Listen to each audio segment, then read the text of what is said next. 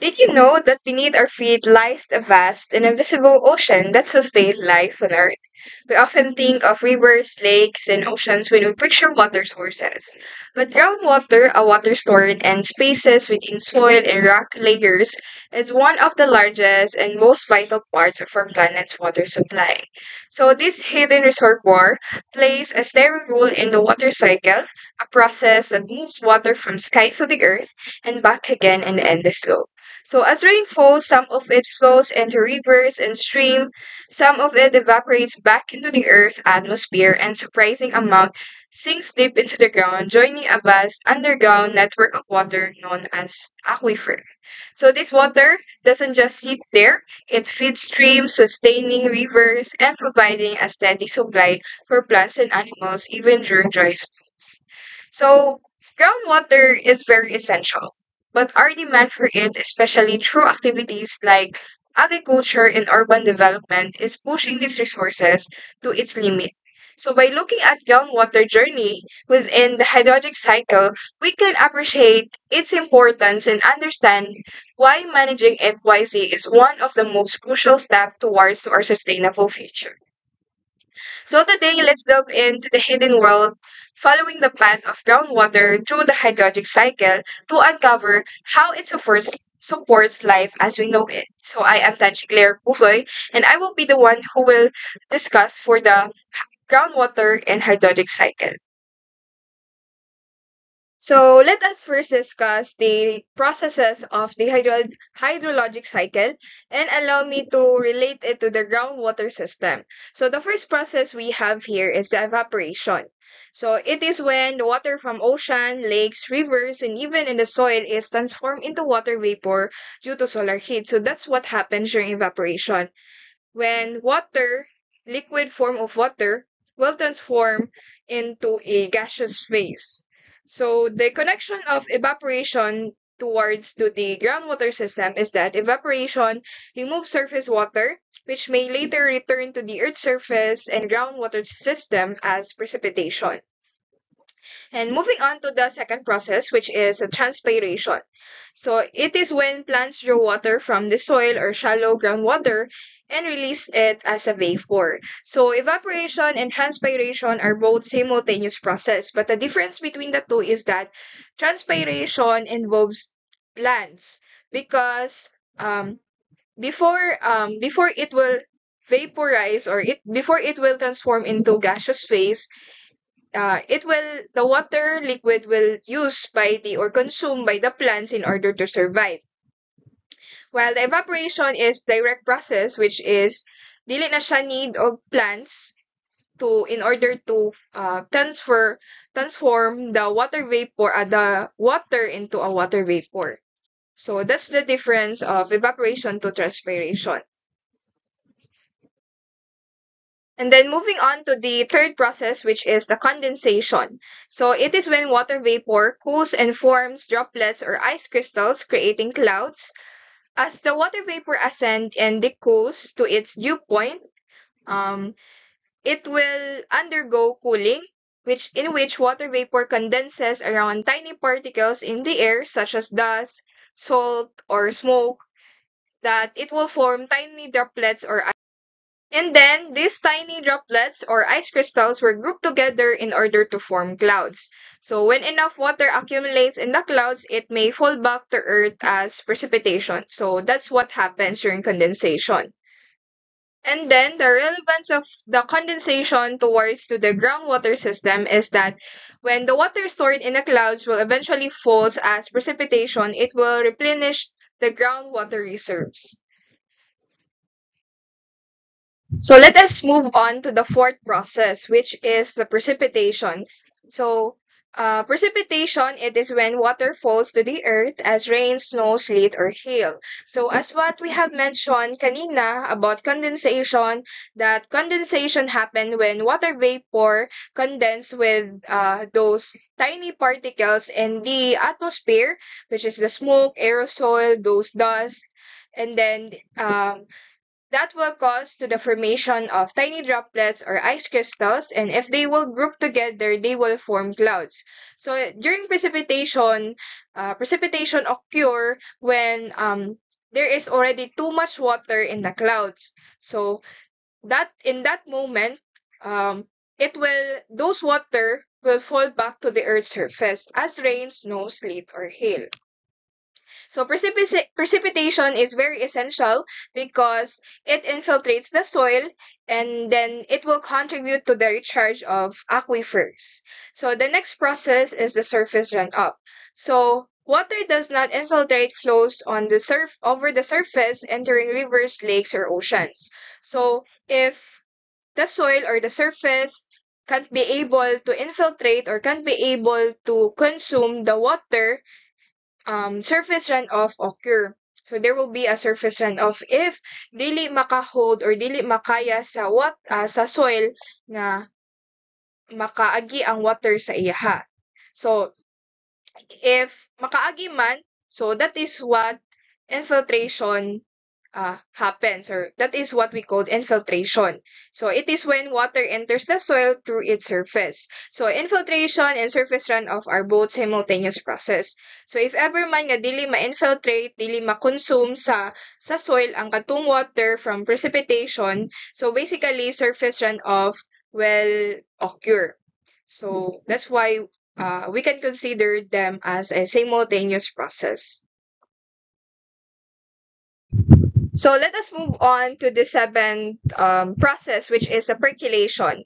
So percolation are just connection to the infiltration process because percolation will never or will not occur if there will be no infiltration that happen. So percolation, it is the downward movement of water through soil rock layers under gravity. So after being infiltrated by the soil, the water will flow or will just slowly go downward towards to the layers of the soil up until it will reach the aquifer region. So that is when a groundwater recharge will happen. So that is our eighth or last process, which is the groundwater recharge. So it is when water from infiltration and percolation replenishes aquifers. So after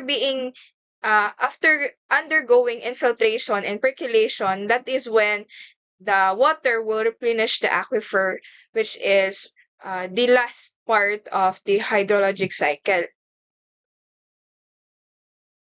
So after knowing all the processes of the hydrologic cycle, allow me to summarize it all. So as I've said kanina, that evaporation and transpiration are both simultaneous process. So as what we are seeing or looking at the screen, so transpiration and evaporation are in the same direction because the water vapor will ascend to the Earth atmosphere. And then after being able to ascend in the atmosphere, those water vapor will condense with those tiny droplets in the atmosphere, which is those dust, smokes, and such. And then after that, they will group together and then form cloud. So, and then if there is already too much water in the clouds, that is when precipitation happens, in which it will fall back to the surface of the earth as rain, hail, sleet, or snow. And if precipitation will occur, of course, there will be surface runoff or infiltration.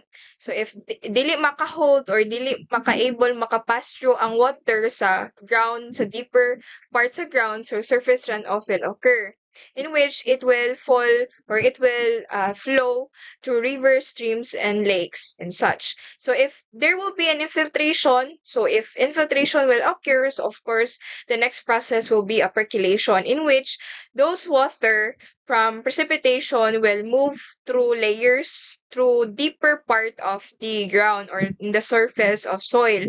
So up until it will directly reach the aquifer parts, in which it will caused by the groundwater recharge or it will replenish the aquifer region.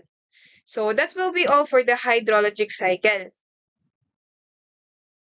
So since we already know the processes of the hydrologic cycle, now we can already be able to know also the pathways of the groundwater. So groundwater begin as infiltration, right? Precipitation falls and infiltrate into subsurface soil and rock.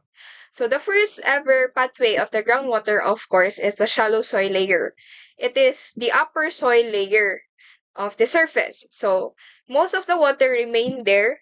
Most of the water stayed there and stuck there in order to moisturize the soil, in which advantageous to all those animals and plants, in which ang mag-benefit yun primarily is the plants, because uh, plants will consume the moisture of the soil, or it will serve as their water to drink. So but most of the water that came from precipitation usually undergo surface runoff. So that's why we also consider the streams as one of the pathway of the groundwater. So it is when water moves laterally through soil and rock layers towards lower elevation areas where streams are located. 'Di ba, we can't be able to resist the water. So, since we cannot be able to resist water, mo-flow jud na siya, especially in lower elevation, in which streams are located. So that's why it is one of the pathway of the groundwater. So after being able um to directly flow into streams and such, and there are water that infiltrate deeper. After being infiltrated deeper, it will flow directly in the deeper part, or in the surface, in the rock layers, up until it will reach the permeable rock known as aquifers. Up until uh, ma-reach niya tong aquifer region, in which it will those water that reach the aquifer region will replenish the underground water storage. So the next and the very last part, or the last destination of the water, of course, is the storage, or it will store they will be stored there in a very long time, in a millennia, up until nga gamito na siya sa tao, of course. So that will be all for the groundwater and its pathway. So we have four pathways, which is the shallow soil layer, the streams, up until recharge aquifer, and then the storage.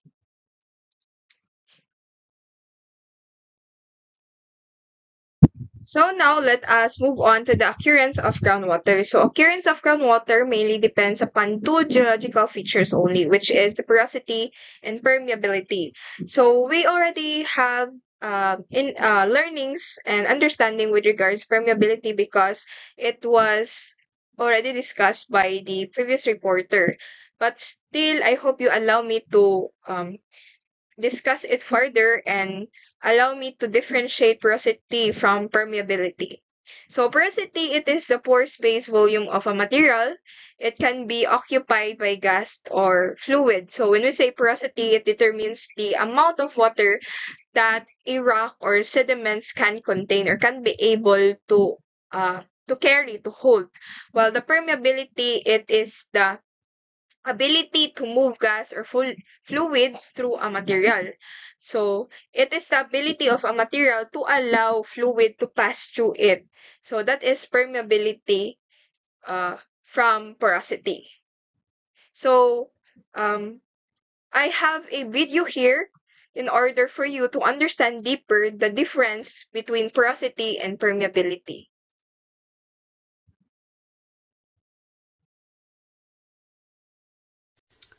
Porosity and permeability. Porosity is the pore space volume of a material. It can be occupied by gas or fluid, water in this case.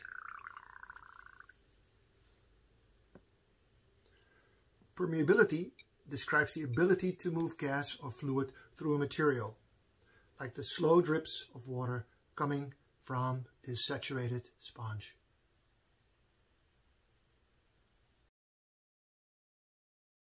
So in sediments or sedimentary rocks, the porosity depends on grain size, the shape of the grain, and the degree of sorting and the degree of cementation. So Those well-rounded coarse-grained sediments usually have higher porosity than fine-grained sediments. So as what we are seeing, or as what we are um, looking at the picture or illustration, we can be able to clearly identify that these well-rounded coarse grains at the right side and left side have more space than the fine grain at the right side. And of course, those poorly sorted sediment usually have lower porosity because the fine grain fragments will fill in the open space of the well-rounded coarse grain. So as what we're seeing here, that although there is a space between those well-rounded coarse grain, since it is sorted with the fine grain, so it will just fill up the space between the uh, well-rounded coarse grain. So it will result, or um, it will just occupy the space in which result to the lower porosity level. So since cements tend to fill in the pore space, highly cemented sedimentary rocks have lower porosity. So mostly of the sedimentary rocks are usually have lower porosity because the nature of sedimentary rocks is that they will undergo cementation process in order to be formed. So if even though that they have pore spaces between those grains, if they will undergo cementation, it will just fill in the pore space between the grains. So basically, it will cause, or it will result to lower porosity level. And of course, in igneous and metamorphic rocks, porosity is usually low because the minerals will undergo leaving no space with each other. So um if they will grow in a long run, so basically they will leave no space with each other because in igneous and metamorphic rock they have also this nature to grow bigger and bigger. So that's why they have also lower porosity level. So moving on to another is the permeability. So let us now consider the permeability. So low porosity usually result in low permeability. So um, if there is low porosity level, a certain rock has low porosity level, so it definitely have low permeability level also. But high porosity does not necessarily imply high permeability. No, it doesn't mean that it has a higher porosity, the rock have higher porosity, it actually have already a high permeability also. That is not the case because there are a lot of rocks, or there are some of rocks rather, that they have higher porosity level but then they have low permeability because due to the fact that the holes or those pores are not connected with each other, that it will result that those waters or those liquid will not pass through to the rocks, or can be able to pass through to the rocks.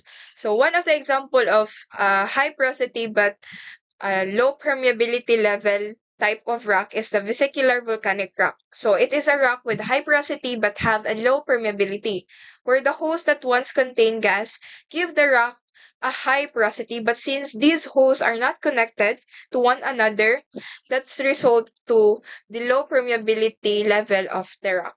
So that's the reason why that there these vesicular volcanic rocks is not have or have a low permeability level even though it has high porosity level, because the holes are not being connected with each other, leaving or uh, not letting the fluid or the gas to pass through it.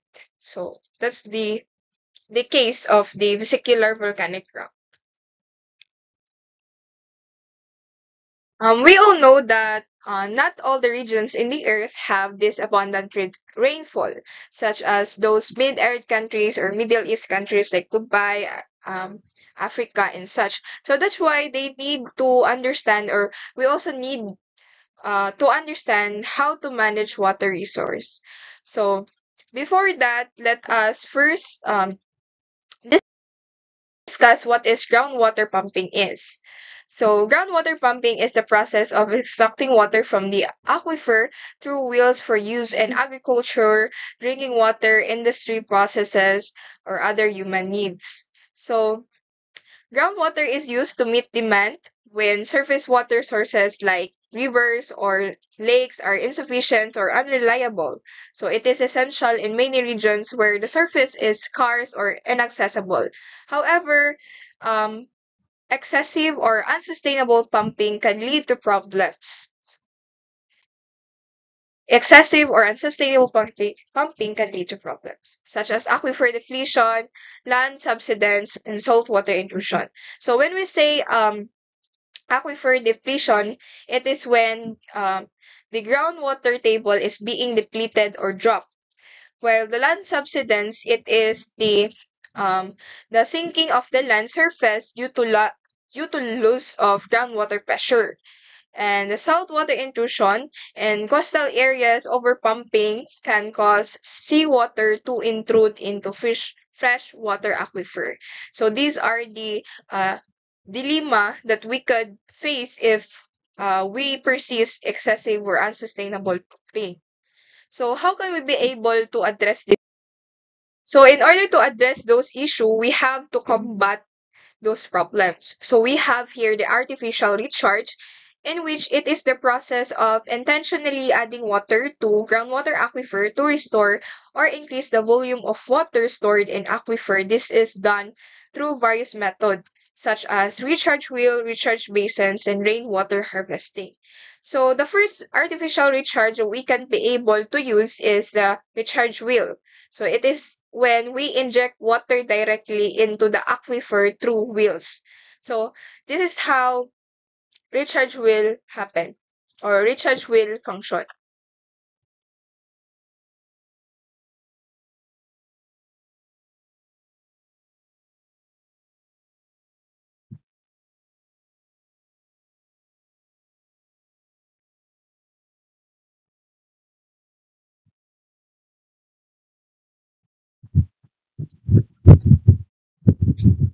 So as what we observed from the process of the recharge wheel, so it started when the water entered the desalting pit. So here in the desalting pit, the rocks and the soil are being removed, or those sediments are being removed out from water and then proceed to the hose in which it is connected to the recharge wheel. And then after that, it will filterize by the recharge wheel after uh, being able to bring out, from the groundwater aquifer. So it will afterwards increases the water table in the groundwater uh, aquifer. So that is what actually happened to the process in the process of the recharge wheel. Then artificial recharge, here we have recharge basins. So it is known as infiltration basins or percolation ponds. It is an engineered structure designed to replenish groundwater by allowing surface water to infiltrate into the subsurface. So in recharge basins, the main source of water is the surface water. It could be river, it could be streams, or any surface water. Right? Just in order to recharge the groundwater aquifer. So we have here a video.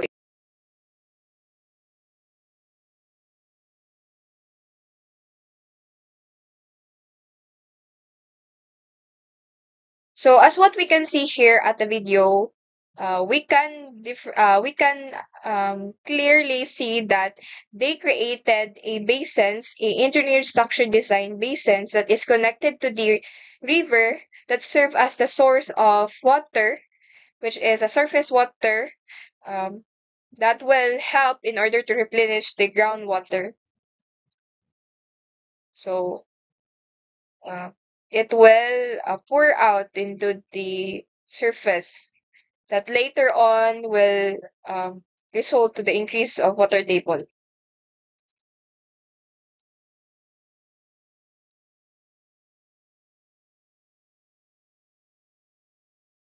So that's what actually happens when we use recharge basins as artificial recharge. So moving on to another type of artificial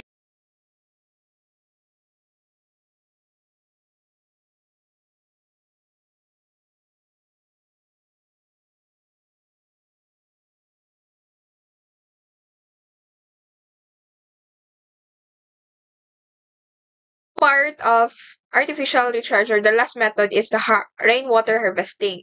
So it is the collecting and directing rainwater into recharge zone or storage system.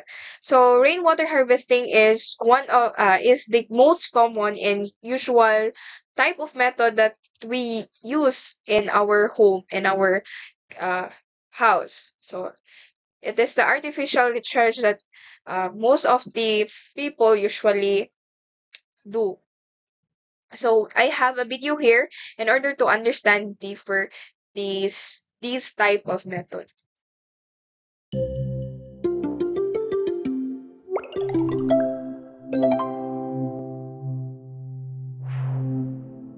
Rainwater harvesting is the collection and storage of rainwater rather than allowing it to run off.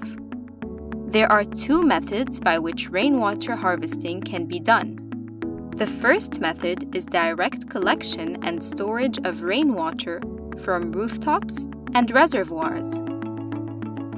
The direct collection of rainwater from rooftops requires gutters, a filter, a tank placed above or under the ground, in addition to pipes.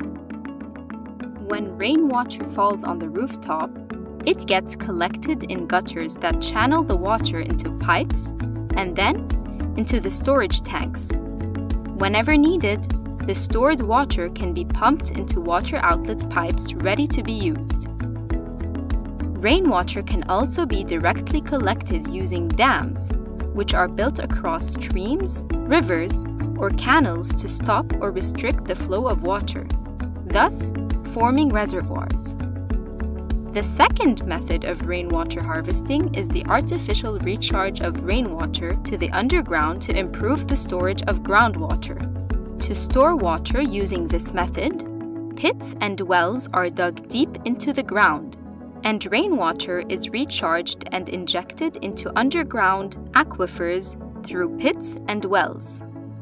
There are several benefits to rainwater harvesting, such as raising the groundwater level, controlling rainwater flow, thus reducing floods and soil erosion, and preventing rainwater pollution. However, the most important benefit is probably meeting water demands in dry seasons. So that will be all for my report. Thank you for listening, and remember this quote, that in life, embrace the nature of water, just move effortlessly with the flow. Bye bye.